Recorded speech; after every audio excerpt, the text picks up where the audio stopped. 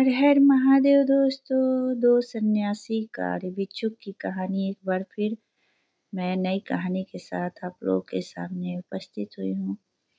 दिसंबर मास में कड़ाके की ठंड पड़ रही थी। संध्या हो चुकी थी। बाहर दरवाजे पर एक भिखारी रोटी मांग रहा था। यूं तो बहुत से भिखारी नित्य आते हैं, पर आज के याचक की वाणी में कुछ विशेष आकर्षण था। उसे देखने के लिए मुझे घर से बाहर आने को विवश होना पड़ा। दरवाजा खोलकर देखता हूँ कि एक अस्थि पंजर नवयुवक भिक्षुक सामने खड़ा है और रोटी की याचना कर रहा है। एक एक हड्डी दिखाई पड़ रही थी, तो भी उसके चेहरे से ऐसा प्रतीत हो रहा था कि यह पेशेवर भिखारी नहीं है, वरन कोई विपत्ति का मारा है। मैंने उस भिखारी को प्रेम से पास बिठा लिया और उसकी इस दशा का कारण पूछा, पर मेरे बहुत कहने पर तैयार हो गया। उसने कहना आरंभ किया, मेरा जन्म एक प्रतिष्ठित परिवार में हुआ था। इकलौता होने के कारण लाड़ प्यार वश में मैं बालकपन में कुछ पढ़ लिख न सका। किशोर अवस्था आते ही माता पिता का परलोकवास हो गया। मैं अकेला रह गया।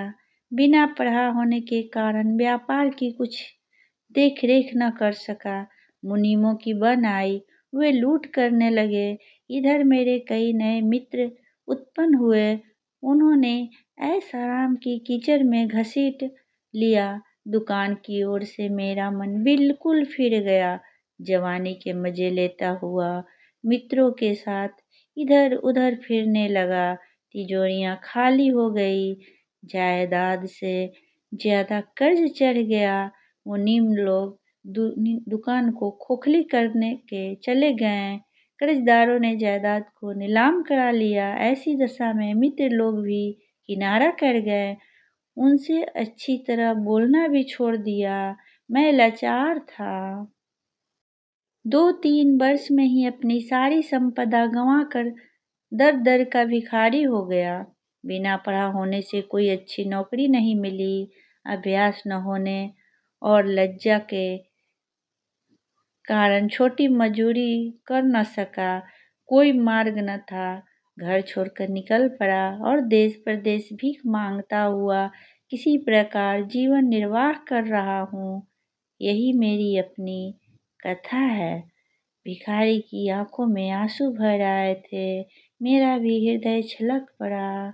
माता पिता का वह लाड़ प्यार जो बालकों को अशिक्षित एवं अयोग्य करके रहने देता है, कितना घातक है, यह देखकर मुझे बड़ा दुख हुआ। साथ ही उन मित्र कहलाने वाले डाकुओं पर क्षोभ आया, जो खाते पीते घरों के बालकों को फंसाने के लिए अपना जाल ताने फिरते हैं और अपने स्वार्थ के लिए उन्हें बिल्कुल बर्बाद कर देते हैं।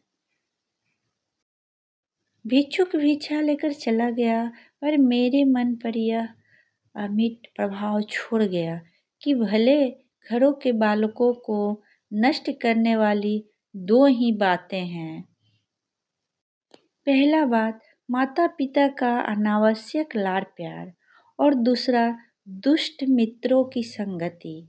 इसके द्वारा लाख के घर खाक हो जाते हैं। हर हर महादेव।